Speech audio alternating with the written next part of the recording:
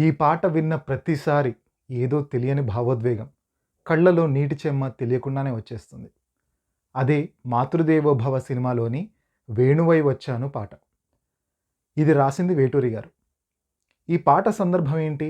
దాదాపు ఆ పాత్ర తుది దశకు వచ్చి అంటే జీవితం మలిదశకు వచ్చినప్పుడు ఆ బంధాలన్నిటిని తలుచుకొని పాడే పాటనమాట.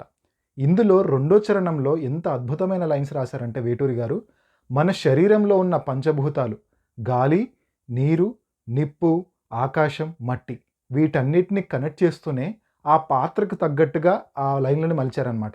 నీరు కన్నీరాయె ఊపిరే బరువాయె అంటారు వేటూరి గారు.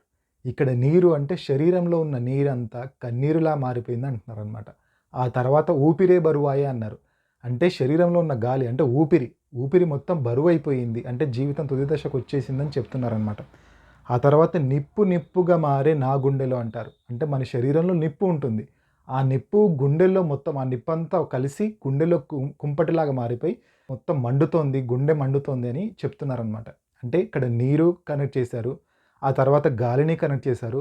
ఆ తర్వాత నిప్పుని అంటే మూడింటిని పంచభూతాల్లో మూడింటిని కనెక్ట్ చేస్తూ ఆ పాత్రకు సంబంధించిన జీవితాన్ని చెప్తూనే రాశారనమాట లైన్స్. ఆ తర్వాత ఆనింగిలో కలిసి నా శూన్య బంధాలు అంటారు. ఆకాశం అంటే శూన్యం అంటాం మనం. సో, ఇప్పటి వరకు ఉన్న బంధాలన్నీ శూన్యంలా మిగిలిపోతున్నాయి. అవన్నీ నింగిలో అంటే శూన్యంలో కలిసిపోతున్నాయని చెప్తున్నారనమాట.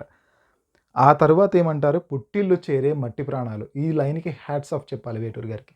జనరల్‌గా ఏంటంటే మన తాత్వికంగా అంటే తాత్వికంగా ఆలోచిస్తే ఏంటంటే, ఈ శరీరం అంతా మట్టి అని చెప్తుంటారు మన పెద్దలు. అంటే ఇక్కడ అర్థం ఏంటి? పుట్టిల్లు చేరే మట్టి ప్రాణాలు. పుట్టిల్లు అంటే ఇక్కడ ఏంటి? మట్టిలో కలిసిపోవడం అన్నట్టు. అంటే మట్టి ప్రాణాలే. ఇవన్నీ ఆల్రెడీ మట్టే. ఈ మట్టి ఎక్కడ పుట్టింది? మట్టిలోనే. ఆ మట్టిలోకే మళ్ళీ వెళ్ళిపోతోంది. కాబట్టి అదే పుట్టినిల్లు అని చెప్తున్నారనమాట. అంటే మట్టి నుంచి మనం అంతా పుట్టాం, మళ్ళీ అక్కడికే వెళ్ళిపోతున్నాం అని చెప్పడానికి పుట్టిల్లు చేరే మట్టి ప్రాణాలు అన్నారు. ఆ మట్టిని పుట్టిల్లు అనడం వేటూరికి మాత్రమే సాధ్యం. ఆ లైన్స్ తర్వాత లాస్ట్‌లో ఏమంటారంటే, రెప్పనై ఉంటాను మీ కంటికి, పాపనై వస్తాను మీ ఇంటికి అంటారు. అంటే జనరల్‌గా ఎవరైనా అంటే ఇంట్లో ఎవరైనా పెద్దవాళ్ళు కాలం చేసినప్పుడు ఆ తర్వాత ఆ కుటుంబంలో ఎవరికైనా పిల్లల్లాగా పుడతారనేది మామూలుగా మనం నమ్మే ఒక ఇదనమాట.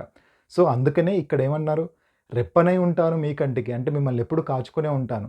పాపనై వస్తాను మీ ఇంటికి. రేపు మీకు పుట్టబోయే పాపలాగా వస్తానని చెప్తున్నారనమాట.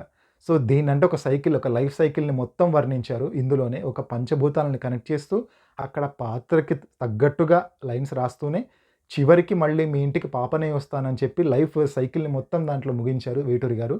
ఇంత అద్భుతంగా రాసినందుకే ఆయనకి అవార్డు కూడా వచ్చింది ఈ పాటకి. సో, ఇలాంటి ఇంట్రెస్టింగ్ విషయాల గురించి, పాటల గురించి మనం ముందు ముందు వీడియోలో మాట్లాడుకుందాం. అప్పటి వరకు మీరు చేయాల్సిన పనైతే సబ్స్క్రైబ్ టు రామ్ నన్ థాట్స్. Thank you.